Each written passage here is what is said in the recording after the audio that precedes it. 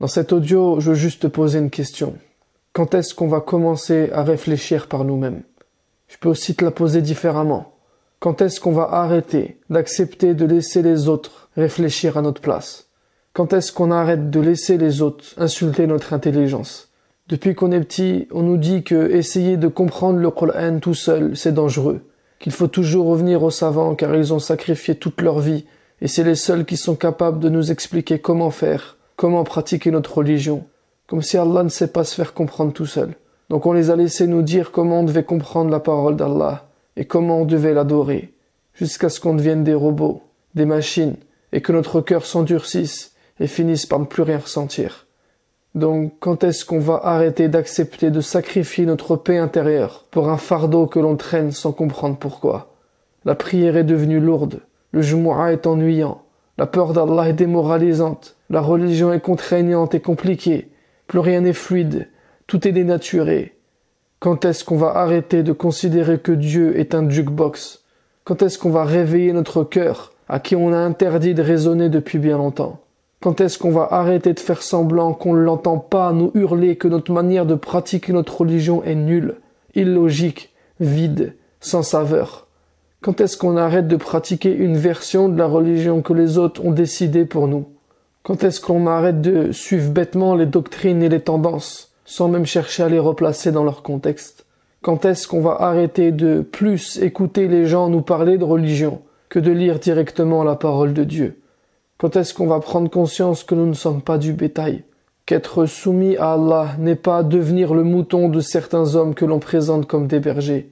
On n'était pas rentré dans l'islam pour subir cette pression à la base. C'est une question que j'ai mis longtemps à me poser. Et il a fallu que je réfléchisse beaucoup, et surtout que je constate les contradictions et les incohérences qu'il y a entre les orthodoxies religieuses et le message coranique pour me dire que le problème vient peut-être de nous. Mais c'est juste que j'avais pas été conditionné pour ça. Et peut-être que pour toi c'est pareil. On a été conditionné pour suivre et obéir à la majorité, même si on s'y retrouve pas. On a été conditionné pour faire par mimétisme, pour reproduire des gestes, répéter des paroles qu'on comprend même pas. Et que c'est comme ça qu'Allah acceptera nos actions, pas autrement. Attention, surtout pas autrement. Faut surtout pas que la religion te paraisse cool, sans pression.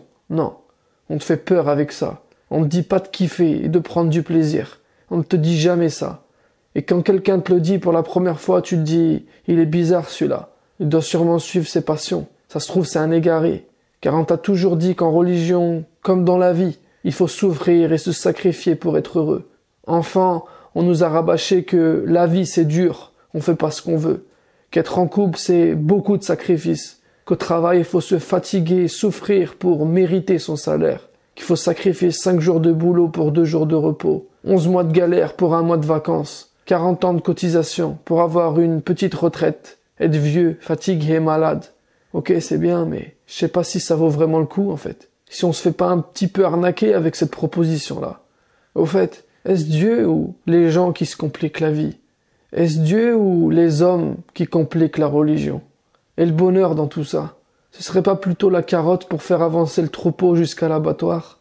Je pense pas qu'Allah ait créé l'être humain pour être malheureux. Je pense encore moins qu'il ait fait de nous des croyants pour qu'on souffre et qu'on ait peur jusqu'à la mort.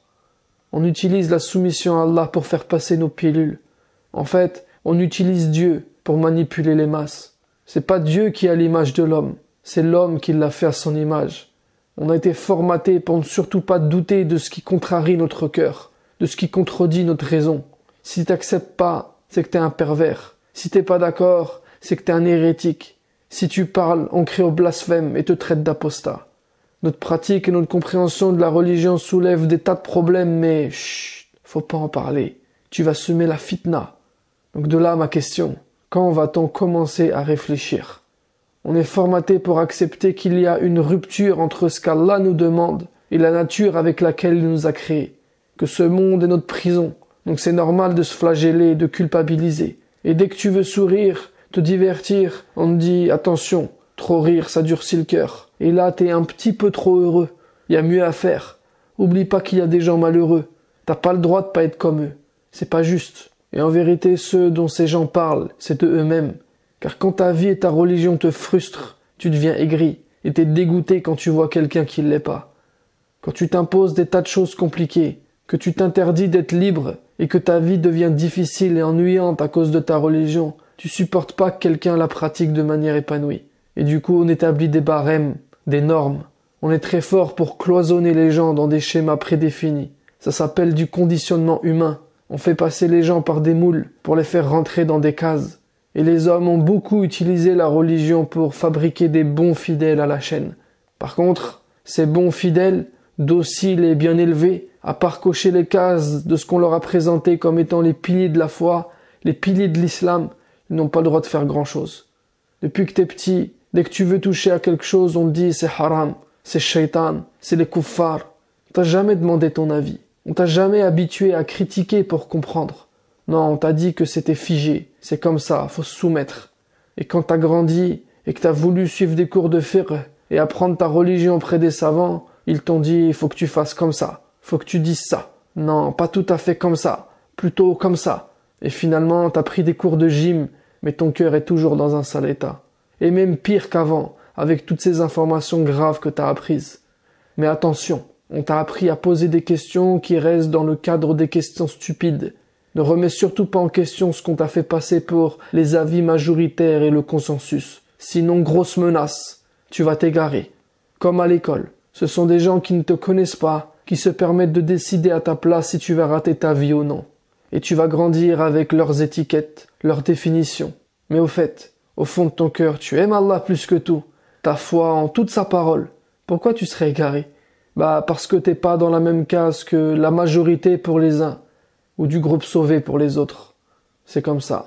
Quand on est passé à côté du message divin, du sens et des finalités, qu'on a fait passer nos rêves d'enfants pour des passions malsaines, qu'on a perdu notre liberté, notre indépendance, et qu'on est vieux depuis qu'on a 20 ans, ça nous rassure de rabaisser et dénigrer les personnes différentes. C'est tellement plus facile de rester dans la zone de confort, de la vérité absolue qu'on nous a fait gober. Ça nous permet d'accepter notre conditionnement qu'on s'est nous-mêmes créé et auquel on a consenti. Ça nous permet d'accepter notre lâcheté, notre manque de courage. Car il en faut du courage pour dire non à ça. Pour dire je refuse de rentrer dans votre norme sans rien interroger. Je m'en fiche de pas répondre à vos critères. Je suis pas rentré dans l'islam pour ça. C'est pas ça qui m'intéresse. Il en faut du courage pour dire cette manière de comprendre et de pratiquer l'islam ne m'a jamais rendu véritablement heureux. Et j'arrête de suivre la majorité si c'est pour me sentir perdu au fond de mon cœur. Je veux me soumettre à Allah seul, sans intermédiaire, sans parasite. Ensuite, il faut être fort pour supporter les critiques, les insultes et les pressions de tous ceux qui ont été lobotomisés depuis qu'ils sont petits, mais qui refusent toujours de réfléchir par eux-mêmes. Alors ils vont tenter une énième fois de te faire peur en brandissant l'épouvantail de l'égarement. Mais ensuite tu regardes leur vie, et tu te rends compte que eux-mêmes ne sont ni vraiment heureux, ni super convaincus. Ils ont toujours fait la prière, mais n'ont jamais prié. Ils vont au tarawih du ramadan, mais ne mangent toujours pas sainement. Ils font la umrah tous les ans, mais ont des caractères de loups. Ils adorent Allah pour lui faire plaisir, mais ne sont même pas satisfaits d'eux-mêmes. Ils ont lu des centaines de livres, mais n'ont jamais ouvert leur cœur. Et si dans 20 ans ils sont encore en vie, ils n'auront pas changé d'un iota. Est-ce que être guidé, c'est avoir leur vie? Est-ce que avoir raison, c'est répéter les avis des autres? Dans ce cas, non merci. Allah ne t'a pas donné la vie pour que tu vives celle d'un autre. Il t'a donné le droit de penser par toi-même et pour toi-même. Il veut que tu reviennes à ce qui fait sens à l'intérieur de toi. Mais les sclérosés de la pensée unique ont du mal à laisser les gens libres. Ils veulent imposer leur barème à l'univers entier. Il faut surtout pas sortir de leur entonnoir. Ils ne laissent aucune place à d'autres catégories, d'autres types de personnes, d'autres approches. Et plus tu étudies en suivant leur cursus, plus ça devient pire, de pire en pire, du rejet à la haine. Et wallahi, aujourd'hui je remercie Allah du plus profond de mon cœur de m'avoir libéré de ces carcans intellectuels et spirituels. Leur conception de la religion n'est pas la mienne. J'ai bien compris la leur, je la tolère, mais elle ne m'intéresse pas. Je ne veux plus privilégier les actions en fonction d'un nombre de hasanat. Je veux plus sortir ma calculette pour adorer Allah. Je veux plus m'adresser à lui dans une langue qui n'est pas la mienne. Je ne veux plus m'interdire les bonnes choses qu'il a créées pour nous. Je ne veux plus me forcer à faire pour faire. Je ne veux plus privilégier la quantité sans exiger la qualité. Je ne veux plus parler en son nom sur des affaires qui lui sont propres et sur des choses qu'il n'a pas révélées dans son livre. Je veux juste revenir à ma nature humaine l'harmoniser avec la parole d'Allah et l'exemple des prophètes et messagers, et vivre en paix. Je veux plus ressentir de la peur, de la haine, de la culpabilité dès qu'on me parle de religion. Est-ce qu'on est vraiment obligé de correspondre aux critères des autres pour vivre en paix et obtenir la satisfaction d'Allah? N'y a-t-il pas une alternative? Ne peut-on pas choisir une autre option? C'est la question que je voulais te poser. Je te demande juste d'y réfléchir. Choisir peut-être un autre itinéraire. Un itinéraire qui, certes, nous fera quitter les sentiers battus, mais qui rejoint plus rapidement et plus durablement le droit chemin. Et même si les gens pensent vouloir ton bien, ils peuvent se tromper. Donc tu es le seul à pouvoir prendre la meilleure décision pour toi-même. Pose-toi juste cette question. Qu'est-ce qui est bon pour toi? La réponse, tu la trouveras pas à l'extérieur. Tu ne la trouveras ni dans un livre, ni sur Google, ni sur YouTube. Parce que cette réponse, elle se trouve à l'intérieur de toi. Donc creuse en profondeur, car il va falloir beaucoup creuser pour la déterrer. Ça fait tellement longtemps que tu ne t'es pas permis de te demander de quoi ai-je vraiment envie. Jusqu'à maintenant, t'as toujours accepté par soumission, pas après réflexion. Et moi je te le dis, dès que ta nature profonde, ta raison saine n'accepte pas une information que te dicte la majorité, sache que c'est un signe qu'il faut creuser. Je t'assure qu'il y a d'autres options, d'autres manières, d'autres explications. Tout le monde essaye de les camoufler, mais elles existent. Et tu ne seras pas un égaré. Tu seras juste quelqu'un qui aura eu le courage de faire ses propres choix et de faire marcher l'intelligence qu'Allah t'a demandé d'utiliser. Sur ce, je te dis à la prochaine vidéo, Inch'Allah. Merci d'avoir écouté. Si ça t'a plu, je t'invite à laisser ton avis en commentaire, à aimer la vidéo et à la partager autour de toi. Ça ne te prendra que quelques secondes, mais c'est le meilleur moyen de soutenir mon contenu. Pour ne rien rater des prochaines publications, abonne-toi et active la cloche des notifications. Et si tu veux aller plus loin, tu peux t'abonner à mes mails privés.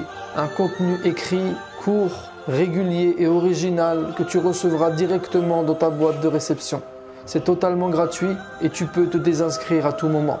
Tous les liens sont dans la description sous la vidéo. On reste ensemble, Inch'Allah.